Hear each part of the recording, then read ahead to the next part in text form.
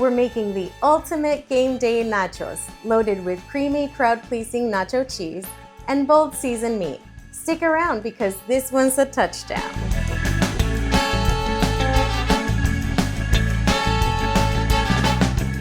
Hola amigos, welcome back to Tex-Mex at Home. Today we're making something perfect for football season. Cheesy and bold game day nachos. The original nachos were invented back in the 1940s by Ignacio Anaya, aka Nacho, in Piedras Negras, Mexico, just across the border from Texas. It started as a simple plate of leftover tortillas, melted cheese, and jalapenos for some hungry guests.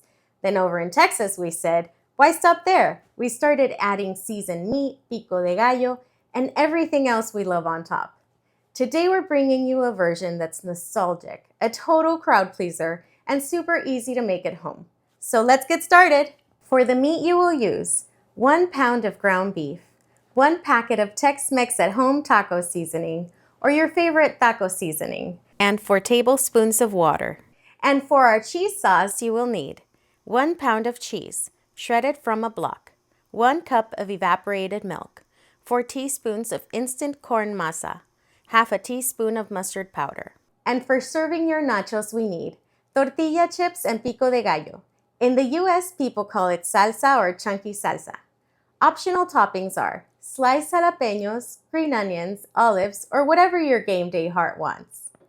The first thing we want to do is get our platter ready with our chips. Because when our sauce is ready, we want to be able to pour it all over our chips when it's still hot. You want to cover the bottom of the platter with your chips. Make sure that most of it is covered. And don't stack them too much, just here and there so they all get some cheese. This looks ready, so let's go make our meat.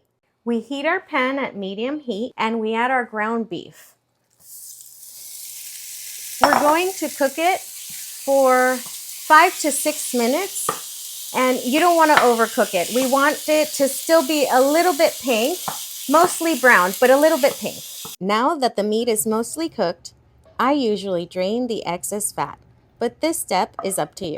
Now we put our meat back in the pan, and we're going to add our Tex-Mex at Home taco seasoning.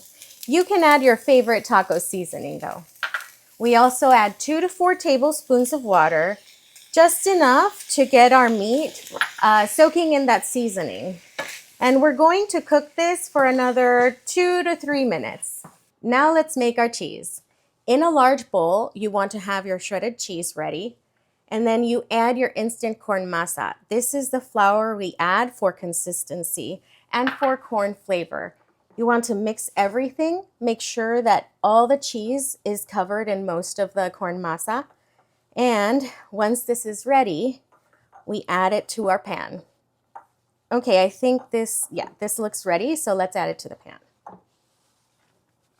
Okay. Now, we add our mustard powder, we add it all over our cheese, and we add our milk. Okay. Now that everything is in there, we set our heat to low. Make sure you're stirring constantly and that you don't let it boil because it'll ruin your cheese. Our cheese is ready. Now let's go pour it over our nachos. Now that our cheese is ready, we pour it all over our tortilla chips. And here's a little more cheese. And you want to make sure that you cover most of your tortilla chips with some cheese. There we go. And we go on to our other toppings. We are adding for me ground beef. And for our other toppings, we have jalapenos. And we have pico de gallo. I like to add pico de gallo because that's usually what they add at the restaurants. And it makes it look very nice and colorful. Here we go. Another scoop. And there you have it. Game day nachos. I hope you enjoyed this video. And if you want more Tex-Mex at Home recipes, hit like, subscribe, and tap the notification bell so you never miss a new one. Now let me try these nachos. Delicious. I'll see you in the next one. Hasta luego.